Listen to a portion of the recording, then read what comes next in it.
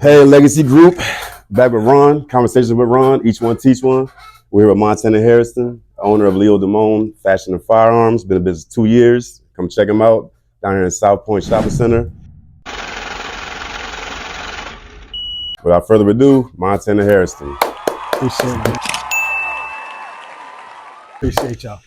So, like I said, from the start, what's your upbringing? Where did it all start at? What inspired you to go from the workplace to the entrepreneur side, and how you giving back to the community? Absolutely, man. I grew up right here, Fredericksburg. Yeah. We went to school together, actually. Yeah, we actually went to school together. Yeah, we did. Grew up in the Heritage Park, Bragg Hill neighborhood, man, back in the 80s, early 90s. I remember them days. And man, real dangerous neighborhood back then, man. People who know about Bragg Hill back then know the territory, you know. Bragg Hill, Mayfield, Crowfoot Bottom. Yeah, man. I grew up in a single family home, man. Was raised by my mother, my grandmother, grandfather. And man, they used to give me stuff to do to keep me out the street, you know what I mean? You know, they bought me encyclopedias, so I always loved to read. Educate myself, you know, as a youth, man. That's big, man. Yeah. You already said he likes to read. Love reading to the brain is like exercises to the body. Absolutely. No, that's a key point, man. It's some wisdom that you shedding light on. But you know, they tried to do everything they could to keep me out the street, man. You know, it was entertaining. You know what I mean? I wanted to go out there and see what was going on. I wanted to hang out too. Yeah. So, you know, when I was old enough to go out and to hang out, man, you know, I kind of got involved in the streets a little bit. Yeah. And, you know, I got into some trouble as a youth. And, you know, I was able to grow as an adult and actually build a great life for myself. Went on to work in corporate America for a while, which conditioned me after dead end jobs, you know what I mean, over time. But, you know, really conditioned me for business, you know what I mean. And back in 2020, when everybody was fighting over toilet paper, I was in the basement. I was building what's called the T-vest. It's an over the shoulder firearm holster. Yeah, you got some of those in here too. Yeah, I do. We have them all over the place, man. Make sure you put that in.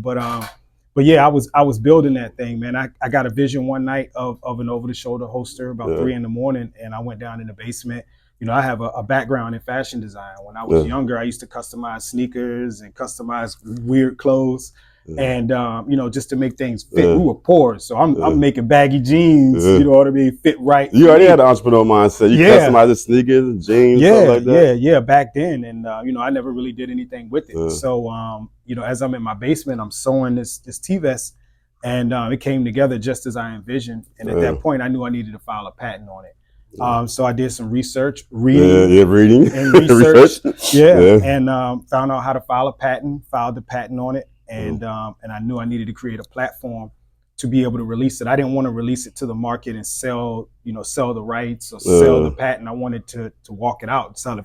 Even if that meant I had to sell one at a time. So at that point, you know, I knew I needed to create a platform.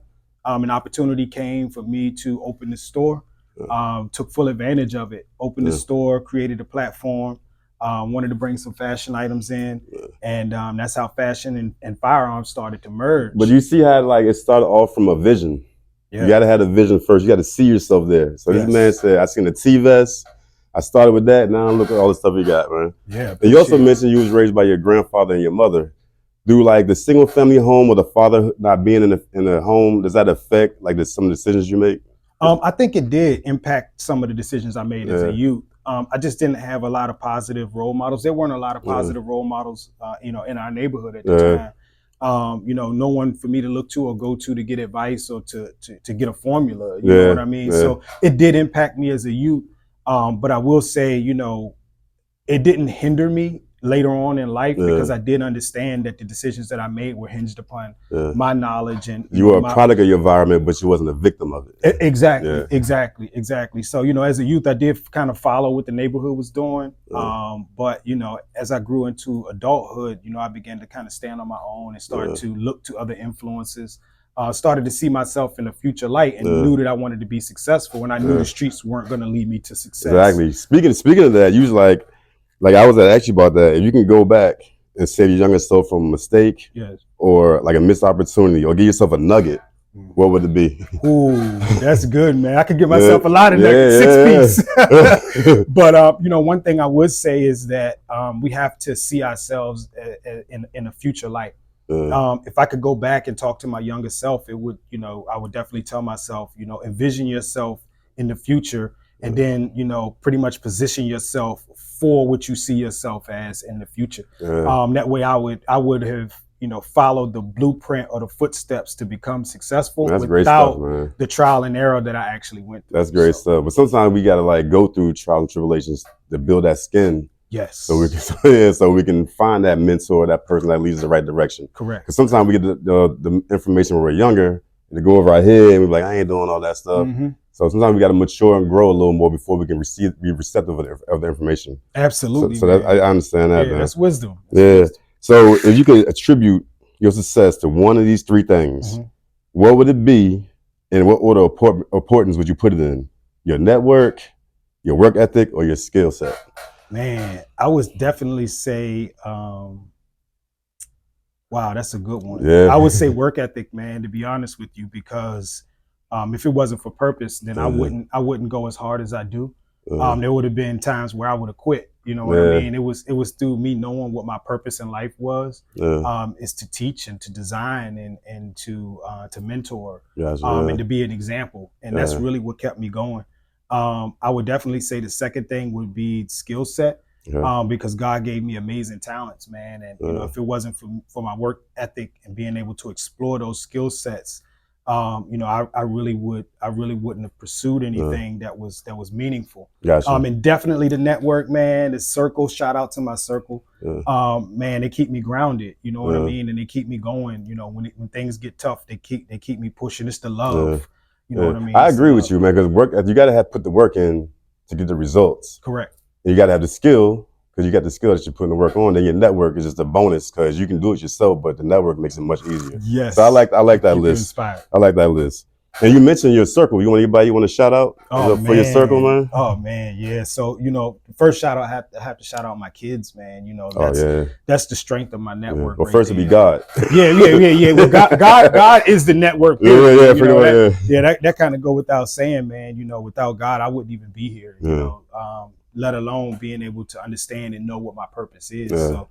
But in regard to the network, man, you know, shout out my children. You know, I've been able to raise two beautiful adult women at that, you know, to be able to be my strength and my encouragement.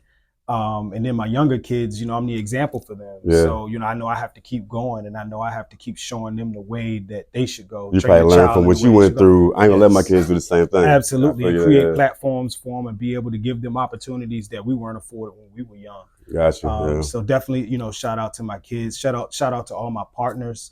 You know, I partner with a lot of people, man. You know, network with a lot of people. You know, I try to get my hands in as many pots as possible. Shout out to everybody who see my value. That's huge. You know, when you're looking at partnerships, you always want it to be reciprocated. You know, you don't want to be the only one putting out. Other than that, it's not a partnership. You know. You got any brands or specific people, or email you want to give anybody, or website you want to give anybody? Yeah. I definitely want to shout out the USCCA. They believed in me for me to be able to instruct. You know, I'm also an NRA instructor as well.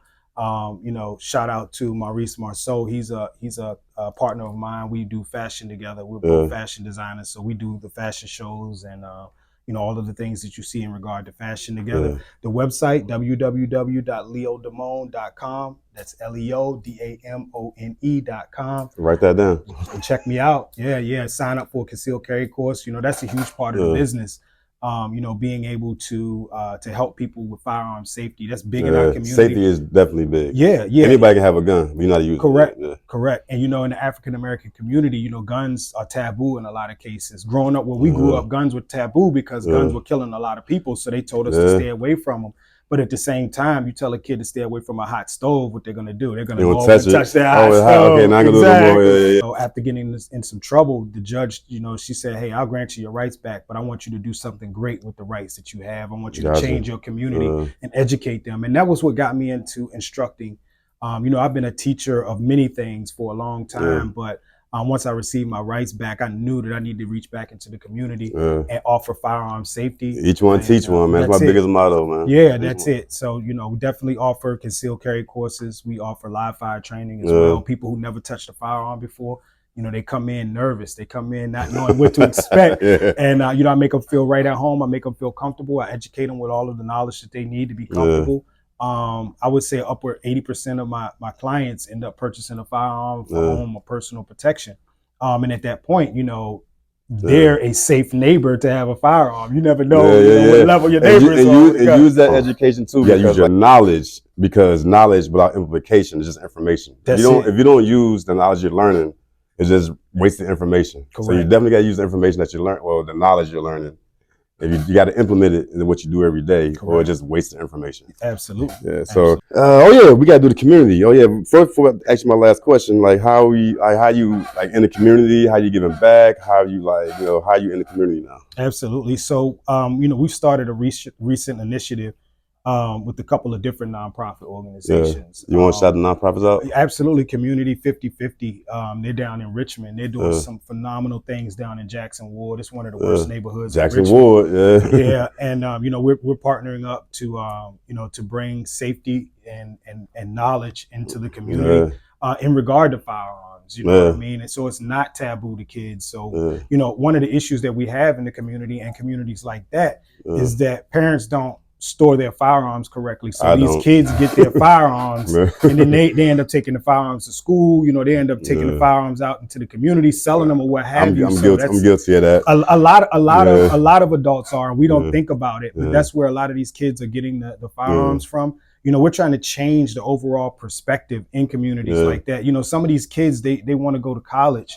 And getting a basketball or football scholarship is just difficult. Definitely. Yeah. So we're introducing them to competitive shooting. Some of these kids are phenomenal shots. And they're going to get scholarships to be able to pay for college just through that.